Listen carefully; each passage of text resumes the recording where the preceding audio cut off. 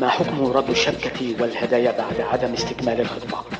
هذا السؤال ورد إلى دار الإفتاء المصرية، ويجيب عنه الأستاذ الدكتور محمود شلبي أمين الفتوى في دار الإفتاء المصرية. الخطبة بدون كتب الكتاب عبارة عن مقدمة من مقدمات الزواج، ولا ترتب حقوقا، فإذا قدم الخاطب للمخطوبة مهرا وفسخت الخطبة ترد إليه، والشبكة جزء من المهر وترد حال فسخ الخطبة، أو ترد قيمتها إذا كانت قد بيعت، والهدايا إذا كانت قائمة وبحالتها ترد. أما إذا كانت من نوعية الهدايا التي استهلكت فلا ترد. وفي تفصيل للفتوى أجابت الدار عن هذا السؤال. رجل تقدم لخطبة فتاة ثم فسخت الخطبة ويريد أخذ تكاليف حفل الخطبة من مأكل ومشرب وشبكة قدمها وغيرها. كانت الإجابة كالتالي: إن الخطبة وقراءة الفاتحة وقبض المهر وقبول الشبكة والهدايا كل ذلك من مقدمات الزواج ومن قبيل الوعد به، ما دام عقد الزواج لم يتم بأركانه وشروطه الشرعية.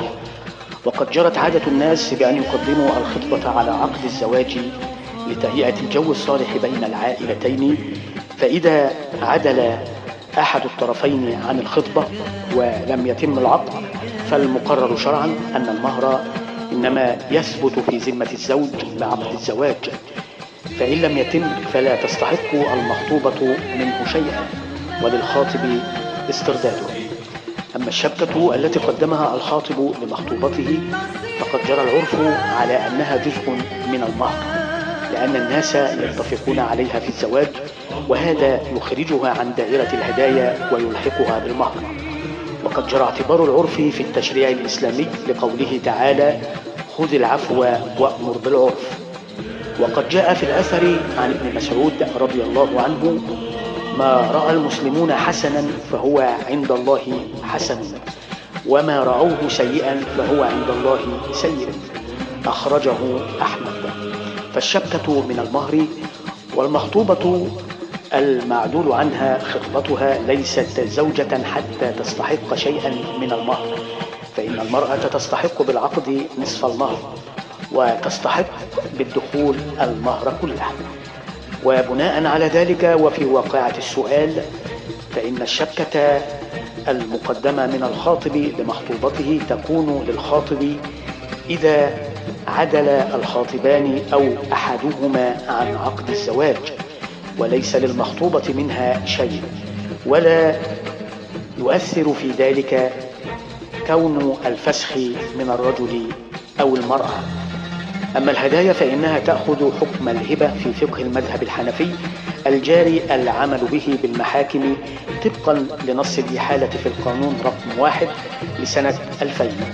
والهبة شرعا يجوز استردادها إذا كانت قائمة بذاتها ووصفها، فيجوز حينئذ للخاطب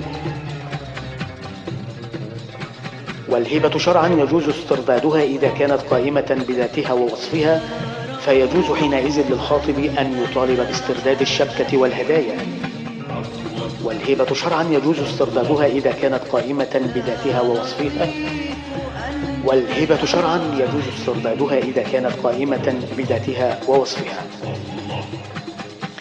فيجوز حينئذ للخاطب أن يطالب باسترداد الشبكة والهدايا وعلى المخطوبة الاستجابة لطلبه. أما إذا كانت الشبكة أو الهدايا مستهلكة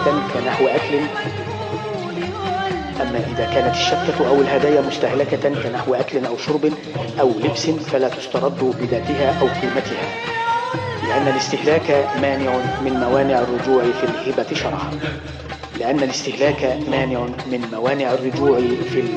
شرعا. هذا وبالله التوفيق.